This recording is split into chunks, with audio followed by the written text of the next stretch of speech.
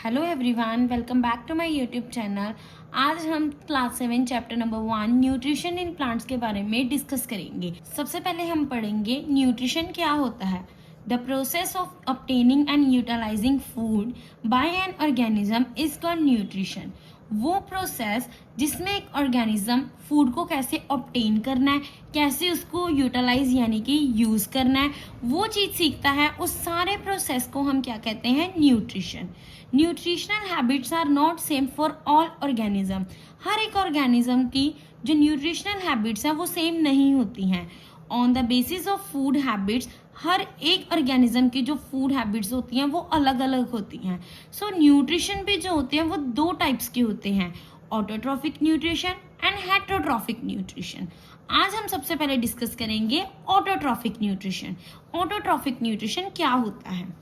Organism which make their own food from simple substances are known as autotroph and this type of nutrition is called autotrophic nutrition.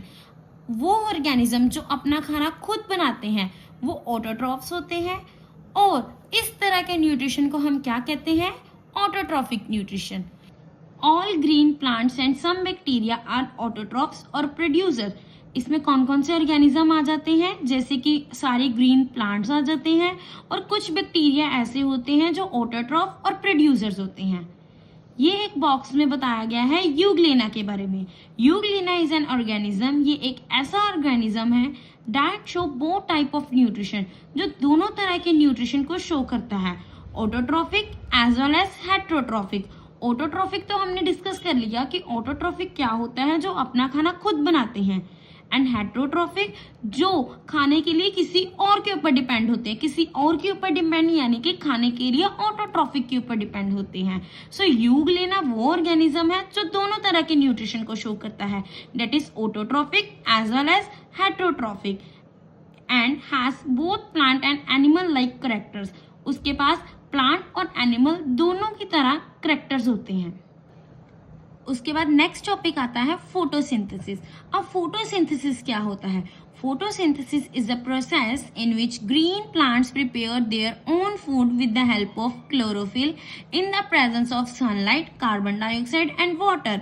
Photosynthesis क्या होता है? वो एक ऐसा process होता है जिसमें ग्रीन प्लांट्स जो होते हैं अपना खाना खुद बनाते हैं।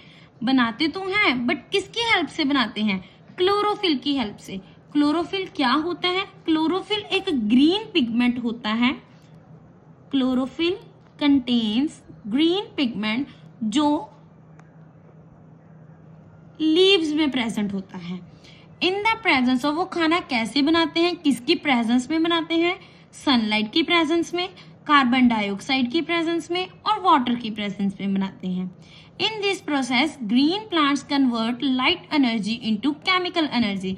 इस प्रोसेस में जो ग्रीन प्लांट्स होते हैं वो क्या करते हैं? लाइट एनर्जी को केमिकल एनर्जी में चेंज कर देते हैं। अब हम देखेंगे कि ग्रीन प्लांट्स जो हैं वो कैसे कार्बन डाइऑक्साइड और वाटर को यूज करके ग्लूकोज और ऑक्सीजन को कन्वर्ट कर देते हैं। सो 6 molecules of carbon dioxide plus 6 molecules of water in the presence of sunlight and chlorophyll क्या होते हैं? ये चेंज कर देते हैं ग्लूकोज में। ग्लूकोज का फॉर्मूला क्या होता है? C6H12O6 और ऑक्सीजन को वो क्या कर देते हैं? बाहर निकाल देते हैं। This is the formula of the photosynthesis, जो बहुत इंपॉर्टेंट है, जो हर बार एग्जाम्स में पूछा ही जाता है। नेक्स्ट हम पढ़ेंगे raw materials for photosynthesis. Photosynthesis के लिए कौन से ऐसे रॉ मटेरियल चाहिए होते हैं जो इस प्रोसेस को कंप्लीट करते हैं? It is clear from the above equation. ये इक्वेशन से हमें ये पता लग रहा है कि कार्बन डाइऑक्साइड एंड वाटर ये दोनों ही रॉ मटेरियल है फोटोसिंथेसिस के लिए। Carbon dioxide and water, these are the raw material for photosynthesis. Chlorophyll and sunlight are also essential for it. Chlorophyll और सनलाइट ये दोनों भी इसके लिए, इस प्रोसेस के लिए, फोटोसिंथेसिस के प्रोसेस के लिए बहुत ज्यादा जरूरी है। So these are the raw material for the photosynthesis. Carbon dioxide from air is taken through tiny pores present on the surface of leaves. These pores are called stomata. अब उन्होंने क्या कहा है कि जो कार्बन डाइऑक्साइड एयर में present होती है वो लीव्स के अंदर जाती है। कैसे जाती है?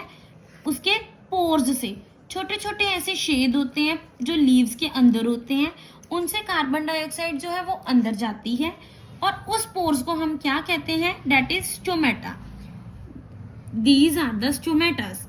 स्टोमेटा आर सराउंडेड बाय, और जो स्टोमेटा को कवर करने वाला है उसको हम क्या कहते हैं? Guard sales.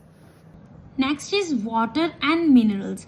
Water and minerals are absorbed by roots from soil and then transported to the other parts of plant with the help of xylem tissue। जो वाटर और मिनरल्स होते हैं वो कैसे एब्जॉर्ब होते हैं? By the roots from the soil. ये हैं ट्री की रूट्स। यहाँ से वो क्या करते हैं? वाटर और मिनरल्स को अब्सॉर्ब कर लेते हैं और other parts of the plant तक ट्रांसपोर्ट कर देते हैं। कैसे करते हैं? With the help of the xylem tissue.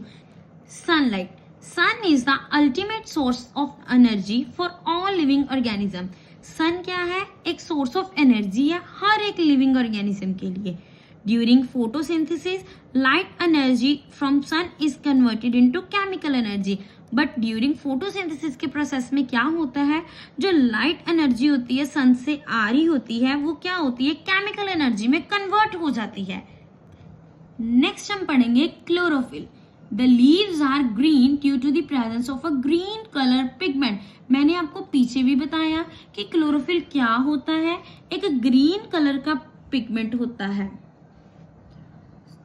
जो लीव्स को ग्रीन कलर प्रोवाइड करता है। तो यही बात यहाँ पे लिखी है, द लीव्स आर ग्रीन।